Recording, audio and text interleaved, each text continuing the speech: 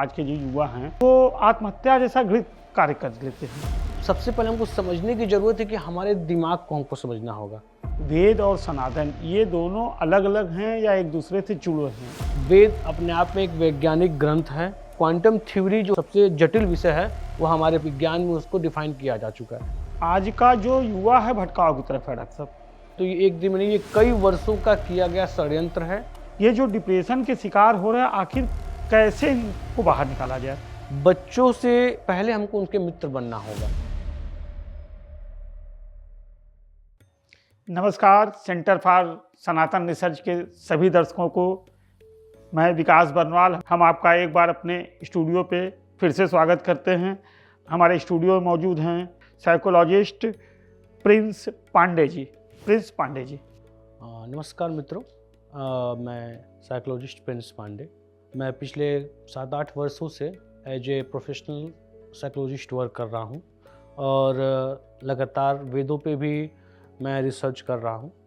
और यह रिसर्च का मुख्य ध्येय ये है कि हमारे वेद किस तरह से वैज्ञानिक, जो भी हमारे वेदों में वैज्ञानिक रहस्य छुपे हुए आधुनिक विज्ञान से संबंध खाते हुए, तो ये मेरा मुख्य पेशा है। जैसा कि आपने प्रिंस पांडे जी से सुना, हम आपसे आज कुछ ऐसे मुद्दों पर चर्चा करेंगे जो कि हमारे लिए जाने भी हैं, पहचाने भी हैं, हम आसपास भी उनके रहते हैं, लेकिन कुछ रहस्य ऐसे हैं जिनसे हम अनजान हैं। तो प्रिंस पांडे जी से हमारा पहला सवाल यही है, जो आज का हमारा विषय है कि साइकोलॉजिस्ट वेद। तो हमारे दर्शकों को आप ये बताइए कि वेद किस तरीके से, साइकोलॉजिस्ट और वेद और सनातन, ये किस तरीके से एक दूसरे से आपस में जुड़े हुए हैं? सबसे पहले तो आप ये समझिए कि हमारा जो सनातन या फिर हमारा जो वेद है, ये पूरी तरह से एक वैज्ञानिक पद्धति पे कार्यरत है। और ये अगर हम उसको कुछ अगर इसको अब आप वैज्ञानिक तथ्य पे देखते हैं तो उसका अलग एक सेगमेंट है जो हमारे कहीं ना कहीं किसी न किसी जो भी वैज्ञानिक तथ्य से, अगर हम किसी एक टॉपिक्स को उठा लें, अगर हम अंतरिक्ष विज्ञान की बात कर रहे हैं तो अंतरिक्ष विज्ञान में अगर हम इसकी उत्पत्ति की ही बात करते हैं कि भाई अंतरिक्ष की उत्पत्ति कैसे हुई और क्या अंतरिक्ष के पहले क्या था, कैसे था, तो उसमें एक यजुर्वेद ऋग्वेद में जो 10.129 में ये शब्द आया है कि अंतरिक्ष से पहले, यानी कि ये जो भी हम जिस पे रह रहे हैं, सूर्य, हवा, बिजली, समय, इससे पहले क्या था, अंतरिक्ष से पहले क्या था, तो उसमें शब्द कहा गया कि एक शून्य था, एक कुछ शून्य था जहाँ पे ना समय था, ना हवा था, ना पानी था, ना पृथ्वी था, ना आकाश था, ना जल था, ना कुछ था, कुछ भी नहीं था।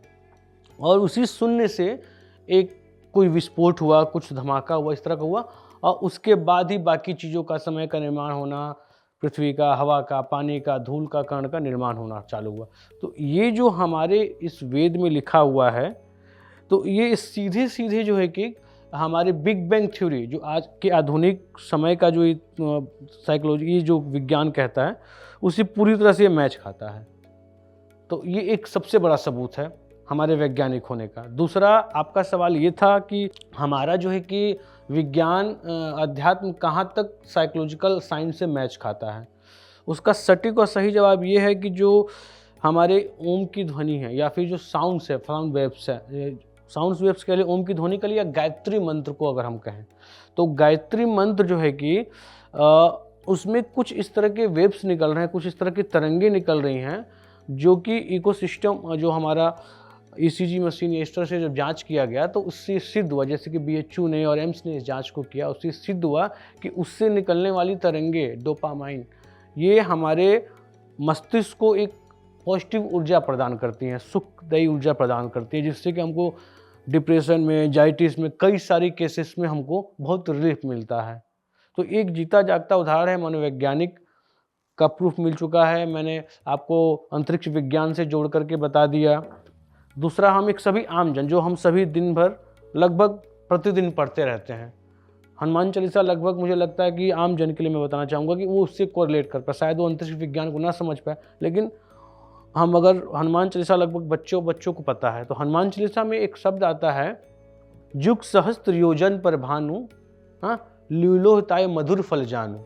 तो युग सहस्त्र योजन पर भानु, लीलोताय मधुर फल जानू, अगर इसको हम वैज्ञानिक दृष्टि से देखते हैं तो ये जो गणना है जुग सहस्त्र योजन पर भानु, ये सूर्य की दूरी को डिफाइन करता है। जुग सहस्त्र योजन, इसको अगर हम गणितीय भाग में डिफाइन करेंगे तो एग्जैक्ट ये 1515 करोड़ किलोमीटर सूर्य की दूरी को डिफाइन करता है। तो ये जीता जागता प्रमाण है कि सूर्य की दूरी का आकलन हजारों साल पहले हो चुका था। ये सीधे सीधे हमारे एक हनुमान चालीसा में डिफाइन किया है। तो वेद तो वैसे भी बहुत बड़ी चीज़ है। पांडे जी, हमारे दर्शकों को ये बताइए, आप हमारे दर्शक आपसे ये जानना चाहते हैं कि आज के आधुनिक दौर में, जैसे आज के आधुनिक युग में वेद और सनातन ये दोनों अलग अलग हैं या एक दूसरे से जुड़े हैं तो कैसे? जैसे मैंने पहले ही बताया था कि वेद और सनातन बिल्कुल अलग नहीं है। सनातन को हम एक धर्म के रूप में देख सकते हैं और वेद अपने आप में एक वैज्ञानिक ग्रंथ है। हम इसको आध्यात्मिक ग्रंथ और कम वैज्ञानिक ग्रंथ ज़्यादा मानेंगे आधुनिक दृष्टि से देखते हुए। इन दोनों का वैज्ञानिक आधार क्या है? वैज्ञानिक आधार में से मैंने बताया कि इसमें कुछ भी अवैज्ञानिक नहीं है। जैसे मैंने सूर्य की दूरी का बताया आप लोगों को अभी हनुमान चालीसा से करके, बिग बैंग थ्योरी के बारे में बताया हमने। अभी की सबसे कठिन जो मानी जाती है वैज्ञानिक पद्धति होती है क्वांटम थ्योरी। क्वांटम थ्योरी भी हमारे वेद में ही डिफाइन की गई है। क्वांटम थ्योरी हमारे वेद में इस तरह से डिफाइन की, जो शब्द है अहम ब्रह्मास्मि, अहम ब्रह्मास्मि का तात्पर्य है आज के क्वांटम थ्योरी। जो क्वांटम थ्योरी कहता है कि वेव्स और पार्टिकल्स के बारे में कि सारी चीज़ें एनर्जी और पार्टिकल्स और वेव से बनी हुई हैं और वो एनर्जी कभी भी किसी चीज़ का भी रूप ले सकती है। कोई भी पार्टिकल्स और कोई भी जो थिंग्स है वो एक दूसरे से कोलेट करके एक दूसरे के रूप को बदल सकते हैं। तो इस तात्पर्य इसका कि एक समय और चीज़ों में डिफाइन किया जा सकता है, एक समय से दूसरे समय में जा सकता है, यानी कि पूरी सृष्टि एक ही शक्ति से कोलेट हो सकती है। तो ये चीज़ इसका प्रूफ है कि क्वांटम थ्योरी जो हम आज सबसे जटिल विषय है वो हमारे पहले विज्ञान में उसको डिफाइन किया जा चुका है। अगर उसको गहराई से पढ़ेंगे, उसको डिकोड करेंगे तो उससे संबंधित बहुत कुछ मिलेगा हमारे उसमें। एक हमारा दर्शकों की तरफ से एक और सवाल है, बहुत ही आज के आधुनिक युग को देखते हुए। आज का जो युवा है भटकाव की तरफ है डॉक्टर साहब, आज का जो युवा है भटकाव की तरफ है। किसी भी घरों में माँ बाप यदि उनको हमारे धर्म से जोड़ना चाहते हैं, हमारी संस्कृति जोड़ना चाहते हैं, उनको ये लगता है हम बहुत पिछड़े हुए हैं। वो वेद को, सनातन को वैज्ञानिक आधार उसका नहीं मानते हैं। उनको किस तरीके से अपने तरफ हम जो है समझा सकते हैं, इन बातों को बता सकते हैं? वो तो पाश्चात्य या पश्चिमी सभ्यता के तरफ ही अनुसरण कर रहे हैं, उसी तरफ जाते हुए हमारा युवा समाज आज का दिख रहा है। नहीं, आपका सवाल पूरी तरह से जायज़ है और कहीं ना कहीं ये कटु सत्य है हमारे आज के समाज का। चूँकि ये एक दिन में होने वाला कार्य नहीं है। जो अभी आपने कहा कि जा रहे हैं, तो ये एक दिन में नहीं, ये कई वर्षों का किया गया षड्यंत्र है जो हमारे आज के आधुनिक बच्चों के दिमाग में। अभी हम स्कूल का उदाहरण लें तो स्कूल्स कॉलेजों में कभी भी हमेशा पाश्चात्यवादिता को ही बढ़ावा दिया जाता है, सही बताया जाता है। कारण क्या है कि हम आज के विकसित नहीं, हम बहुत पुराने पहले से ही विकसित रह चुके हैं। आज से 200-300 वर्ष पहले भी हमारे यहाँ गुरुकुल पद्धति से पढ़ाई कराई जाती थी और वो जो ज्ञान और शिक्षा हम लेते थे वैदिक आधार पर जो लेते थे, तो हर चीज़ का एक कारण और एक रीजन होता था कि नहीं इसका ये वैज्ञानिक कारण है, इसका ये प्रूफ है, इसका ये चीज़ें हैं। और आज के समय में हमको केवल उतनी ही जानकारी लायक डेवलप किया गया ब्रेन कि भैया पढ़ना है, पढ़ के नौकरी लेनी है, नंबर गेन करना है, मार्क्स लाना है। तो कहीं ना कहीं दिमाग में बात बैठा है कि भाई ये वेद कुछ है नहीं, चूँकि उसको गलत दृष्टि से इंप्लीमेंट किया गया। सबसे गलत बात है कि हमारे वेदों को, सनातन को अंधविश्वास के तौर पे रिप्रेजेंट किया गया है। मैं ये नहीं कहता हूँ कि भाई सब कुछ सही होता है, सब कुछ गलत होता है, लेकिन हर दृष्टि का गलत तरीके से इम्प्लीमेंट करना ही इसको नीचा दिखा। जैसे मैं उदाहरण देके समझाना चाहूँगा कि अक्सर आप लोगों ने सोचा होगा, सुना होगा कि हिंदुओं में 33 करोड़ देवी देवता होते हैं लगभग हर बच्चा हर घर में जानते हैं, लेकिन ये मिथ्य है, सबसे बड़ा मिथ्य है। ये किसी भी ग्रंथ में या किसी भी वेद में नहीं लिखा कि 33 करोड़ देवी देवता, उसमें शब्द लिखा गया है 33 कोटि देवी देवता। और 33 कोटि का 2 अर्थ होता है। कोटि का एक अर्थ होता है करोड़ और एक कोटि का अर्थ होता है प्रकार। जैसे उदाहरण में हम आधुनिक समय में लेंगे सन, SUN सन मतलब सूरज, SON सन मतलब बेटा। अब प्रोनाउंसिएशन, उच्चारण दोनों का तो सन ही है। अब समझने वाले के ऊपर है कि किस तरह से किया। तो हो सकता उस समय जिसने डिकोड किया उसकी गलती हो, उस तरह से रिप्रेजेंट किया हो कि गलत दिखाया जाए। तो कोटि मतलब प्रकार, यानी हमारे यहाँ पर हमारे धर्म में 12 प्रकार, ये 33 प्रकार के देवी देवताओं का वो है वर्णन है। लक्ष्मी, सरस्वती, आचार्य जो भी हैं, इन तरह के देवी देवताएं, अश्वनी उश्वनी करके इस तरह के जो जल अग्नि पृथ्वी जो हम भी करते हैं, तो इस तरह के ये 33 कोटि देवी देवता हैं। तो अब आप समझिए कि कितना बड़ा मिथ्य है। इसी तरीके से कई ऐसे तथ्य हैं जिनको इस तरह से रिप्रेजेंट ही किया गया है कि वो अंधविश्वास टाइप के लगे।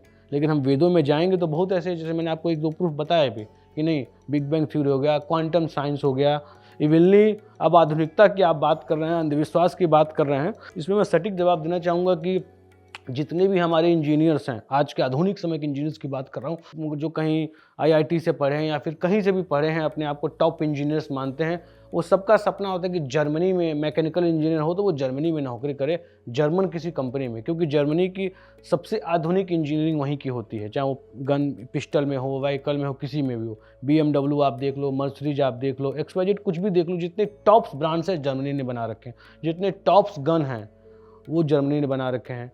तो जो व्यक्ति इतना ओवर क्वालिफाइड हो, वो जो है इतना ज़्यादा एजुकेटेड हो, इतना डेवलप्ड हो, उसने भी वहाँ पे खुद के उसके देश में 11 विश्वविद्यालय हैं जो हमारे वेदों पे, हमारे सनातन पे, हमारे भागवत पे रिसर्च कर रहा है और उससे डिकोड करके इतनी बड़ी बड़ी रिसर्च कर रहा है। उसने खुद ही डिफाइन किया, BMW के ऑनर ने, मर्सिडीज के ऑनर ने, कि मैंने वेदों से बहुत कुछ सीखा है, बहुत फार्मूलेज, बहुत साइंस हमको वहाँ से देखने को मिला, कुछ उसके युक्ति, कुछ श्लोक से हमने डिकोड करके हमें इस तरह के फार्मूले में इस तरह के हमने आविष्कार किए।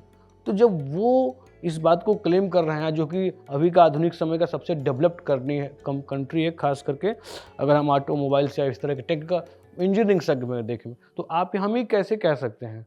कहानी ये कि किसी चीज़ को गली दूसरी प्रवृत्ति से हमको बताया ही गया है।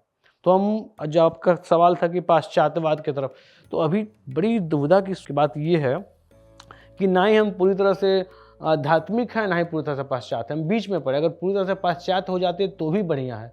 कारण मैं बता रहा हूँ, पाश्चात्य होना भी पूरी तरह से खराब नहीं है। हमारे यहाँ गंगा को माँ का दर्जा दिया गया है, गंगा नदी को, और हम सभी से, किसी से भी गंगा नदी का दृश्य जो है, जो उनकी स्थिति है, किसी से छुपी नहीं है, कितनी गंदगी है, कितनी क्या है। और वही आप लंदन की थेम्स नदी के देखो, आधुनिक है, अंग्रेज हैं, लेकिन थेम्स नदी, वो नदी मतलब पानी, उनके लिए पानी है, एक तरह से नदी है, लेकिन उसकी साफ सफाई रख रखाव आप देखो कितना बेहतरीन है। तो आधुनिकता में पाश्चात्यवादियों की एक अच्छी चीज़ क्या है कि वेस्टर्न की, वो राष्ट्र के प्रति बड़ी जागरूक होते हैं, अपने हक के प्रति, अपने राष्ट्र के प्रति एकाग्र होना, अपने धर्म के प्रति एकाग्र होना। हम ना धर्म के प्रति हैं, ना राष्ट्र के प्रति हैं, तो ये हमारी बड़ी दिक्कत की बात है। तो हमको इसके लिए जागरूक होने की ज़रूरत है, खुद के प्रति, अपने राष्ट्र के प्रति, अपने हितों के प्रति, और ख़ास करके अपने वेदों को वैज्ञानिक दृष्टि से देखने की ज़रूरत है, उस पर रिसर्च करने की ज़रूरत है, बहुत कुछ है उसमें। पांडे जी, एक भटकाव की बात, जैसे एक विषय है हमारा भटकाव युवाओं, आज के जो युवा हैं, जैसे आपने कहा कि जर्मनी का उदाहरण दिया आपने, अच्छा उदाहरण दिया कि इंजीनियरिंग वहाँ पे है, सब कुछ है। हमारे यहाँ के युवा, हमारे यहाँ के बच्चे आज अंग्रेजी माध्यम की पढ़ाई करते हैं, अच्छी पढ़ाई करते हैं, पढ़ाई में कोई विषय या कोई चीज़ ऐसा नहीं है। पढ़ने के बाद, लिखने के बाद जब वो एक जगह पहुंच जा रहे हैं जहाँ पे कि उनको चाहिए कि अब हम सेटिस्फाइड हैं अपने आप से, पहुंचने के बाद, पढ़ाई के बाद, जॉब के बाद, एक स्टेबिलिटी के बाद, ऐसा अक्सर सुनने में आता है किस तरीके की उनको परेशानी है कि वो आत्महत्या जैसा घृत कार्य कर लेते हैं। माँ बाप पे क्या बीतती है, बच्चा बाहर रह रहा है, ऐसा कदम वो किस तरीके के तनाव में हैं, क्यों तनाव में हैं, इसका क्या रीजन है? क्या धर्म से जुड़ाव न होने के कारण, या वेद की तरफ जानकारी न होना, या सनातन की तरफ हम दर्शकों को अपने बताना चाहते हैं कि सनातन से विमुख होना, पाश्चात्य की तरफ मुड़ जाना, ऐसे बहुत से कारण हैं, हम आज पांडे जी से जानना चाहेंगे। देखिए, इसका सबसे बड़ा मुख्य कारण कि सही, एक तो जानकारी का अभाव होना। जानकारी मतलब अपने जानकारी का अभाव का होने का तात्पर्य कि अगर वो इतना सटीक, मैं उदाहरण दूंगा आपके शब्दों में ही कि आपने जो शब्द का, एक मेरा प्रेस कॉन्फ्रेंस चल रहा था लास्ट मंथ, और 23 तारीख की बात है, और उसी दिन एक लड़के ने सुसाइड किया। BHU का शायद वो लड़का रहा होगा, कोई MTech का लड़का था शायद, और वो ऑलरेडी क्वालिफाइड लड़का था, हाईली एजुकेटेड लड़का, MTech BHU से किया हुआ, 42 या 36 लाख का पैकेज सेलेक्टेड है। अब वो लड़का सुसाइड कर रहा है। सबसे पहले हमको समझने की ज़रूरत है कि हमारे दिमाग को हमको समझना होगा। नॉर्मल इंसान ये समझता है कि आईक्यू लेवल, जिसका आईक्यू लेवल होता है बहुत तेज तराक होता है, बहुत समझदार होता है, बहुत बुद्धिजीवी होता है, इसमें कोई शक नहीं है। लेकिन अगर आप इसको विज्ञान की दृष्टि से, मनोविज्ञान की दृष्टि से देखेंगे तो हमारे दिमाग में 4 सेगमेंट्स होते हैं, और वैसे 6 होते हैं, लेकिन मुख्यतः इनको 4 माना गया। पहला आईक्यू लेवल, दूसरा ईक्यू लेवल, तीसरा सीक्यू लेवल और चौथा एक्यू लेवल। आईक्यू लेवल ये डिफाइन करता है इंटेलिजेंस क्वॉशेंट, यानी कि हमारी बौद्धिक क्षमता को डिफाइन करता है। जिसका आईक्यू लेवल बेहतर होता है वो बढ़िया इंजीनियर, बढ़िया वैज्ञानिक, बढ़िया साइंटिस्ट, बढ़िया जो है कि कोई तार्किक व्यक्ति बन सकता है, क्रिटिसाइज इस तरह की चीज़ों को करने वाला, डिटेन करने वाला। तात्पर्य कि उसकी गणना करने की और चीज़ों को डिफाइन करने की क्षमता बहुत तीव्र होती है, किसी चीज़ को डिटेक्ट बहुत बेहतर तरीके से कर सकता है। उसी तरह था ईक्यू लेवल का व्यक्ति। ईक्यू लेवल व्यक्ति किसी की भावनाओं को बहुत बेहतर तरीके से समझना, उसका ईक्यू लेवल है इमोशनल। ईक्यू मतलब इमोशनल कॉन्शियंट, वो उसके अंदर भावनात्मक जुड़ाव ज़्यादा होता है। वो भावनात्मक तरीके से आपकी, हमारी, खुद की, लोगों की भावनाओं को आसानी से समझ के उनकी भावनाओं अनुरूप उनसे व्यवहार करना, अपने कल्चर्स को बता देना। और दूसरा, इसी का ज़्यादा और कम होना ही डिफाइन करता है कि व्यक्ति किस सिचुएशन में कैसा डिफाइन। जो बहुत ज़्यादा भावनात्मक हुआ, वो किसी बातों को बहुत ज़्यादा दिल से लगा लेगा और उसका फिर वही इम्पैक्ट पड़ेगा, दिल से लगा लेना, फिर डिप्रेशन में चले जाना। तो ये बैलेंसिंग इसका मायने रखता है। उसी तरह सीक्यू लेवल हो गया कि कल्चरल कॉन्शियंट, या इसको आप एक तरह से कल्चरल कॉन्शियंट कह सकते हैं या क्रिएटिव कॉन्शियंट। इस तरह का व्यक्ति जो होता है, इस तरह की मानसिकता किस तरह कैसा होता है कि व्यक्ति, कई बार आपने देखा हो कोई ऐसा व्यक्ति जो कहीं भी जाता है, किसी भी सोसाइटी, किसी भी समाज में जब जाएगा तो अपना एक अलग ही मुकाम, अपना एक अलग ही ऑरा बनाता है। भले उसका आईक्यू लेवल थोड़ा सा पढ़ने लिखने में कमज़ोर हो, चाहे बौद्धिक स्तर पर उतना तेज तराक ना हो, लेकिन जहाँ समाज में जाएगा अपनी एक अलग छवि बना करके आएगा। कि सीक्यू लेवल, कि वह व्यक्ति किसी समाज, किसी देश, किसी परिवेश में खुद को उसके अनुसार ढाल लेने की क्षमता सीक्यू वाले व्यक्ति में होता है। और एक होता है एक्यू लेवल। एक्यू लेवल होता है एडवर्सिटी कॉन्शियंट, यानी कि आप आपदिक परिस्थिति में, यानी कि पैनिक या जो आपदा की परिस्थिति या इस तरह की गंभीर सिचुएशन होती है, उसमें आप कैसे रिएक्ट करते हैं। कोई आपदा पड़ गया, कोई इस तरह की गंभीर समस्याएं आ गई, तो इनमें कैसे आप रिएक्ट करो, कैसा आपका रिएक्शन रह रहा है डिप्रेशन के समय में, घबराहट के समय में, पैनिक सिचुएशंस में, वो एक्यू डिफाइन करता है कि आप कैसे रिएक्ट करते हैं। तो ये जो सुसाइड का जो आपने केस कहा, इन चारों का इम्बैलेंस होना, सुसाइड की तरफ ले जाना, डिप्रेशन की तरफ ले जाना, घबरा जाना, बेचैनी हो जाना, कई कारणों को डिफाइन करता है। तो ये बहुत आम जन के लिए बहुत ज़रूरी है, और इसीलिए एक साइकोलॉजिस्ट की आज के समय में बहुत ज़्यादा मांग है कि हर व्यक्ति को, चाहे एजुकेशन सेक्टर का हो, चाहे वो फैमिलियर लाइफ में हो, चाहे प्रोफेशनल लाइफ में या पर्सनल लाइफ में हो, उनको आवश्यकता है ही। लोगों को लगता है अरे हमको क्या दिक्कत है, हम तो ठीक है, हमारे तेज तराक बुद्धि है, पढ़ने लिखने में ठीक है। नहीं, आईक्यू लेवल इतना डिफाइन करा, ऐसा होता तो वो लड़का क्यों सुसाइड करता जो इतना हाईली एजुकेटेड है। कहीं ना कहीं उसने अपने इमोशन को कंट्रोल नहीं कर पाया। इसका मतलब ईक्यू लेवल उसका डिस्टर्ब था, या तो कम या ज़्यादा डिसबैलेंस हुआ, और उसका एक्यू लेवल भी खराब हुआ क्योंकि आपदिक परिस्थिति में वो खुद को नहीं संभाल पाया। बहुत ऐसे लोग होते हैं किसी भी पैनिक सिचुएशन में अपने आप को बड़े स्थिर कर लेते हैं, लेकिन उसका बुद्धिजीवी, पढ़ने लिखने में तेज़ नहीं होते हैं। तो ये एक काउंसलर ही बता सकता है, एक मनोवैज्ञानिक ही बता सकता है कि आप कब कैसे रिएक्ट करेंगे, आपका क्या क्षमता कैसे है। तो आपको अब समझना चाहिए कि कितना आवश्यक है। और सोसाइटी नहीं, मैं तो कह रहा हूँ कि आजकल के लड़कों में जो बीमारियाँ उत्पन्न, 25 साल, 23 साल, 24 साल के लड़कों को शुगर होना, बीपी होना, हार्ट का प्रॉब्लम होना, ये कोई सामान्य बात नहीं है। कोई खान पीन तो जो रीज़न है वो मैं मानता हूँ, वो भी एक रीज़न है, लेकिन सबसे बड़ा मुख्य रीज़न है मनोविज्ञान।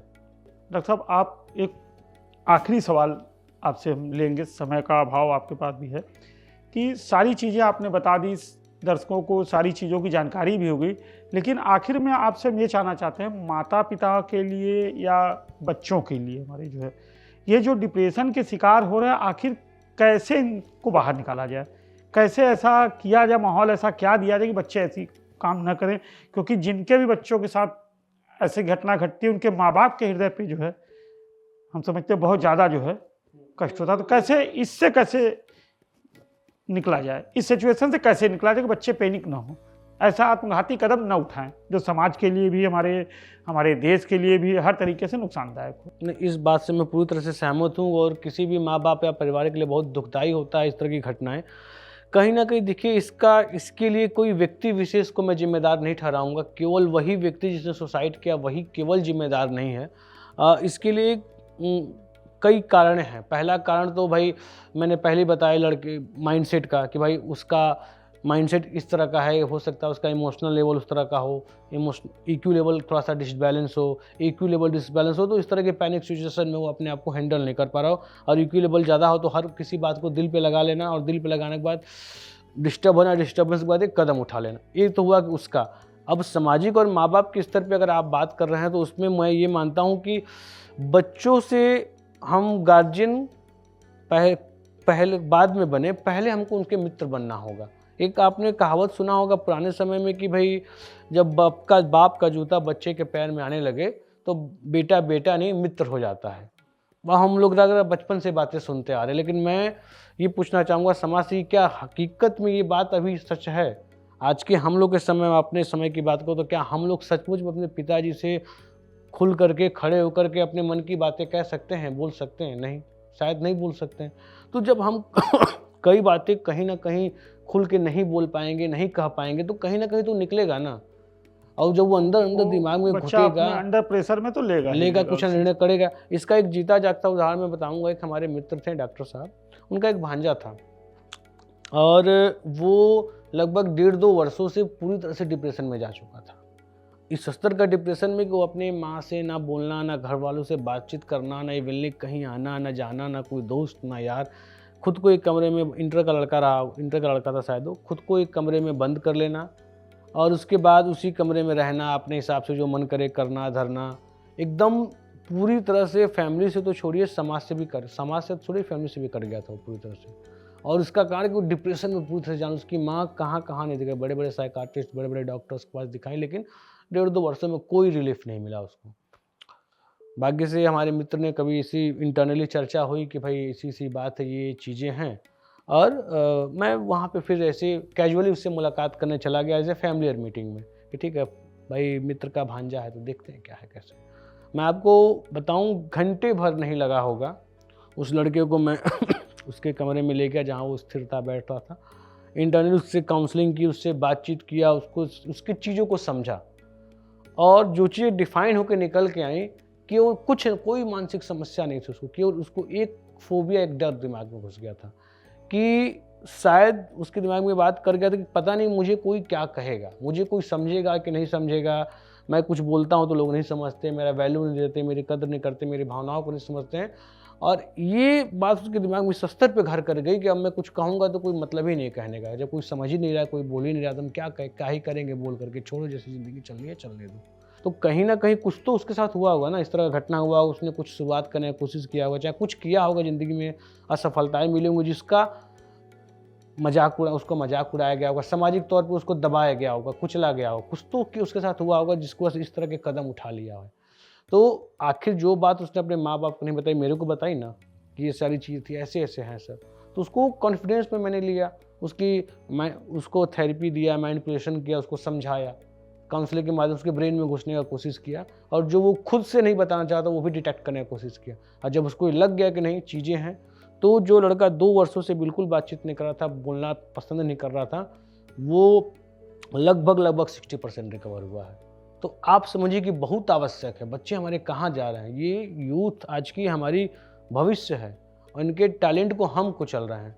तो मैं यही निवेदन करूँगा कि माँ बाप, गार्जियन, स्कूल कॉलेजेस के टीचर्स, या जो भी उनके सीनियर्स हैं, या जो भी बड़े हैं, उनको समझने का कोशिश करें, वो आखिर क्या चाहते हैं, क्या करते हैं, क्या दिमाग में चल रहा है। बड़े घरों में फॉरेनर्स में तो ये चीज़ें होती हैं, विदेशों में ये चीज़ें अक्सर होती हैं कि भाई बच्चों से मुखातिब होना, बात करना, उनके भावनाओं को बैठ के मित्र की तरह समझना। और कहीं ना कहीं हमारे भारत में भी होता है, बड़े सोसाइटीज़ में, हायर सोसाइटीज़ में हम जाएंगे तो वहाँ पे आप देखे होंगे कि बड़े घर के पिता या फिर माता आते हैं, बच्चे के पास 1 घंटा बैठते हैं कि कैसे हो बेटा, क्या बात है, कैसे है, तो फ्रेंडली डिटेक्ट करने की कोशिश करते हैं।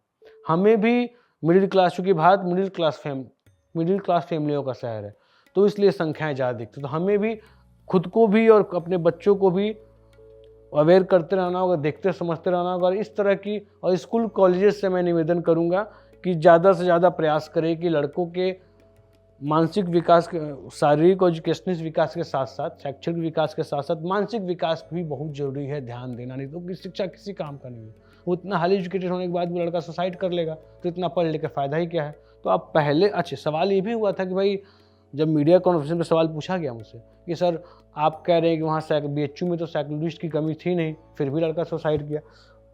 होना और उसको इम्प्लीमेंट करना दो अलग अलग बातें हैं। साइकोलॉजिस्ट होंगे, लेकिन क्या उस बच्चों के लिए साइकोलॉजिस्ट रखा गया, बच्चों को डिटेन करने, विदेशों में तो है पद्धति।